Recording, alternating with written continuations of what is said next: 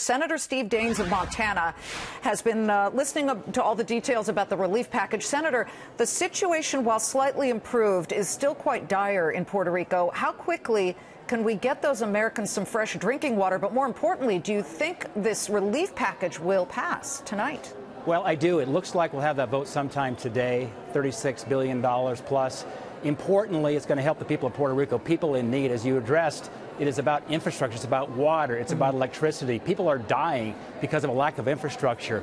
But importantly, part of that bill also has over $500 million of relief for the western state because of the wildfires we had this year. So this is also helping hurricane victims, but also the victims of wildfire that we had in places like Montana. Yeah, I agree. It's a pile-on, really. We need to get to the budget and obviously subsequently tax reform. Last week, you, along with every Republican except Senator Rand Paul of Kentucky, voted for the budget. And, sir, as the House gets to work tinkering the Senate plan, the route to tax reform is really now open. Republicans and the president need this win. Will you get it? Well, I'll tell you what, I'm optimistic. It's so important. I was just reading a speech given by a president years ago. Let me quote from this president.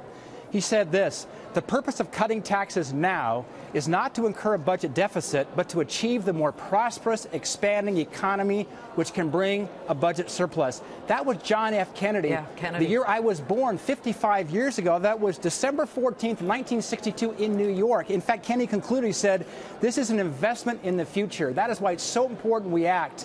We are here to wear the American jersey, not a red jersey, a blue jersey, an American jersey. It is time to grow the economy, downsize the federal government, and if we pass this tax reform, which I'm confident and optimistic we will by the end of the year, this will take that Dow that's up, over 25% since the president was elected, over $5 trillion of wealth creation. That will take it to the next level. But importantly, it's going to put more money in the pockets of American workers and save American jobs. We've lost 5 million manufacturing jobs since 2000. This brings those jobs back to America.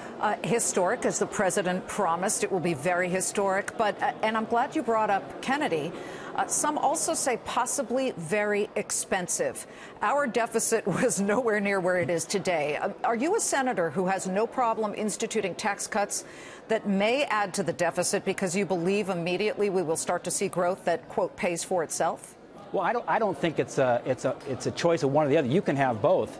And in fact, the analysis done by many very credible economists suggests that if we provide a $1.5 trillion tax cut, that will more than get that back by growing this economy. And there's a consensus that we can get this economy growing back in the high 2s, 3% or more. That will more than pay for itself. We've proven that once before. In fact, Kennedy was an example of that, cutting taxes by about 20%. It grew the economy. A growing economy, like Art Laffer talks about, the Laffer curve, a growing economy will more than pay for itself with these tax reductions. But I'll tell you what, it's very thoughtful discussion. I'm a fiscal conservative, a business guy with 28 years in the private sector. When you look at both these variables, tax cuts and growing economy, tax revenues coming in, I think you're seeing a growing consensus that these tax reductions will create more jobs, more revenue, and will in fact create a budget surplus. Well, we can hope, certainly. We got to see the real power of it in place, but we've got to try something, and what we're doing hasn't worked to spur real growth above 3%. I'll tell you what, it's just sickening to see how lethargic this economy has been under the Obama administration.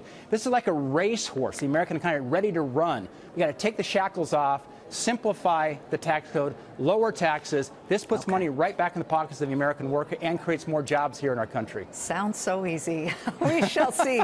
Come back, Senator. Thank you very much. Thank you. Stephen Daines of the great state of Montana.